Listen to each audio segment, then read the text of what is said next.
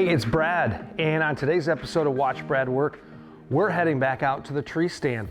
It's been a week since the opening day here in Iowa. I haven't had a chance really to go out to the stands because I've not been available, but honestly, I didn't really want to do that anyway. It's been hot. The last couple days have been very windy. Matter of fact, it was 90 degrees just 2 days ago. We are now having a cold front that's coming through that's making a significant change in the weather pattern. Now there's no precipitation, but we've gone from 90 degrees and this morning it is 40 degrees. Yes, I said this morning. I don't like hunting mornings this time of year, but this is too much to pass up. So we're still back at the home property today, and we're gonna be going after some does again today. However, we have some big news, literally. Many of you have already seen the drone video of the buck I was able to capture out in the bean field not far from our home property. Really cool video. If you haven't seen it, I put a link down in the description. I really encourage you to check it out. It's super cool. This buck was in velvet, which is the growth stage of a deer's antlers. So they typically look a little bit bigger when they're in this stage. We're going to actually do an episode on the process of the velvet growth for those interested at some point. But for today, I was surprised when I got a picture from one of my trail cameras that showed him showing up in the food plot. Now I know it's him because he has a distinct marker on what we call the G2. That is the first long tine past the brow tine. And you'll see the side-by-side picture. He has these, what we call these kickers coming off the G2 on both sides. You can see, I circled it here, where you can see they're the same. Now, he looks a little bit different because now he's what we're called hard-horned. He's lost the velvet, and now he has the antler as you probably know it. So, I'm not thinking we're gonna necessarily see this buck today. You'll notice when he showed up, it was literally midnight. We don't hunt at night, all right? You can only hunt a half hour before daylight and a half hour after daylight. So we're not hunting at night. We are not doing anything like that. So the reality is I'm not expecting to see him in the food plot, but a couple things. He knows where the food plot's at. He's still in the area. He didn't move away. And that to me is encouragement enough. Maybe we can catch him on camera. The bean field is totally picked now, so they might be out browsing from whatever's left from when they combine the field. And maybe we'll get a picture of them or a video, even if we get it from far away. And I think I figured out my focus issue. So the wind isn't blowing as much, so hopefully we will not have an issue there. All right, I'm running out of time. I need to get out to the stand to get everything set up. I just kind of wanted to give you a little bit of a preview as to what's coming. All right, I'll see you out there. Well, it's been a slow morning so far. This is almost the exact opposite of what it was like a week ago when I first came out. The winds were probably 15 to 20 miles per hour out of the north-northwest. It's still out of the north-northwest, which is a good wind for this particular tree or setup. But the winds are light and variable. And I haven't actually seen a lot of deer when the winds are this light. The temperature is ideal. It's in the lower 40s, definitely the coolest it's been, but so far I haven't seen anything. As I mentioned before, the bean field to my north is totally picked, which means the deer could be anywhere out there. And then the corn to the south is still standing, so they could be out there too. Again, we're not too worried about it, even though we haven't seen anything deer-wise this morning. I always enjoy this time of day as the sun's peeking over the horizon. I love seeing the sunlight shining off the treetops as the trees start to show some fall color. So cool. I just love it. So even though there's part of me that thinks I could have gotten a little bit more sleep today and stayed in bed, this is awesome. I love it. This is where I love to be. All right, well, if nothing else happens this morning, I'm planning on coming up later this afternoon. Maybe we'll catch the deer coming out of their beds and maybe do some doe harvesting. All right, until then. All right, so we're back in the same stand we were in this morning. One of the benefits of being on the home property is it doesn't take long for me to get ready and get on out here instead of having to drive and all that. That adds additional time. So we're back at it. We are up here about 5:45. Sunset's at 6:43, so about an hour and a half. Not anticipating any action until closer to sunset time. My hope is that it's going to be coming from the woods right to our west here, and just popping into the food plot or checking out the apples. We do have some cattle that are in the area between our property and the ag field. They tend to have a route around the outside of the ag field, and sometimes we've seen that the deer don't really like being in the same area with the cattle, but who knows. If I really wanted to see deer, I would be going out to our hunting property. I'm getting a lot of good action out there. I actually had a decent buck that showed up early this morning, but honestly, I don't really want to push it this time of year. So I'd really just want to try to do doe management here at the home property. So not sure if we'll see anything. I am not going to be out probably for the next 4 or 5 days. It's about in the 60s right now. Pretty good. Wind's still light and variable, but it's going to be jumping back up until the 80s. So I'm not really interested in heading out to any stand, really, to be honest with you, unless I really see some action. So we'll see. But anyway, we'll definitely show you some action if we get any. Who knows? You never know. That's what makes us fun. At a bare minimum, we're enjoying the outdoors, having a great time, and just enjoy probably a great sunset. So I'll let you know. So last night I was packing up all of my video gear and began to prepare for climbing down out of the stand. And I happened to notice something over by the apple tree. It was getting pretty dark, so I had to pull out my binoculars, and I saw a small fork-horn buck that was kind of walking at an angle over to our line of hybrid poplars we had planted. We have about 50 of them over there, but the ones close, farther away from the house, they've had some pretty heavy browse pressure, so they're not as big. But I want to show you what this buck was doing. If you look over my shoulder here, hopefully you can see it there right behind me.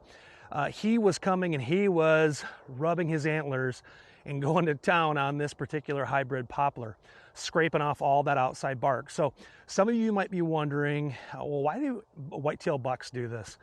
And there's 2 reasons. The first one is they start out, as we've talked about, they start out with velvet on their antlers as they're growing, and once they'll stop growing, they rub that velvet off. But in this particular case, this buck was already hard-horned, so he was doing what a lot of bucks will be doing, and they are leaving a visual and scent cue for other bucks in the area. So not only are they showing you what they're doing, but they're rubbing their preorbital glands that leave their particular scent to let other bucks know they're in the area. Now, I don't think there's too many bigger bucks that's going to be too intimidated by Junior here, but the reality is they're kind of doing this by instinct, and that's what he was doing. Wish I could have got on a video because it's pretty fun to watch, but I'm sure we'll catch something like that later into the season. In addition to the attention the bucks give these hybrid poplars and many other trees in the fall, more importantly, from a deer population standpoint, the deer absolutely love the new growth on these hybrid poplars, and they put tremendous pressure on them. The ones that are farther away from the house, like these are more likely to get eaten, and it's pretty evident the difference between those farther away from the house and those closest to the house. Take a look at these. These are not far from the pole barn and closer to the road. And can you tell the difference? Look at how much taller these are. These trees were planted the exact same time that the trees that we are just looking at. So there's other variables, I'm sure, but definitely one of them is the browse pressure they're getting on from these deer. So something that we have to be aware of. All right, well, you know what? This is really tempting me to get up in the tree stand tomorrow. It's going to be a little bit warmer, but I have to take advantage of it because it's going to be getting quite a bit warmer later in the week. So we'll probably end up seeing you there tomorrow, and I'll see you then. Well, I couldn't resist. I'm back up in the tree stand tonight. It is 5:45, have about an hour and a half before shooting light is over. So we'll just enjoy the time we have after seeing that young buck yesterday. And I really believe there's definitely more deer in the area that might be coming out. We're going to just take our chances before it gets really warm for the next couple of days. Clearly warmer tonight, but not unbearable. So we're gonna stick it out. Winds still are light and variable, 2 to 3 miles an hour, but the direction has switched. So the last couple of days it's been on the north-northwest. Makes sense. Cold front pulling that colder air in from the north. Now it's coming from the south-southwest. So that southerly warmth air is coming up now. So that's the biggest difference tonight. The direction is not a big deal because it's blowing out into the field. I really don't expect the deer who are coming out of their beds in the woods to be coming from that direction, so shouldn't be a real big deal there either. So I was just about to say I haven't seen many cows, if any, today when I've been out and about, and on cue I see them coming around the corner. So it doesn't look like as many as yesterday. There was a ton of them, but all things considered, it shouldn't make a big difference one way or the other tonight. We're just going to enjoy the evening, and hopefully I can show you some action. So it's been predictably slow. I didn't really expect anything to happen yet anyway, but as the sun starts dipping below the horizon, our expectations are rising just a little bit. Don't know if anything will show. If something does, we'll definitely show you, and we'll go from there. So the warmer it gets, the more likely the deer are going to be delaying coming out into the open because of the heat. They have their winter coats on, so they're just going to be regulating their temperature by not moving when it's the warmest part of the day. So we're hoping that as we get closer to dusk, they'll start to move a little bit. Still hearing some cows probably in the background, but not a lot of them are in our area, so we'll see. Again, if nothing else happens, I'll close it here. And if something happens, we'll definitely show it to you. Well, it's the next morning, and we're going to wrap up this video in just a moment.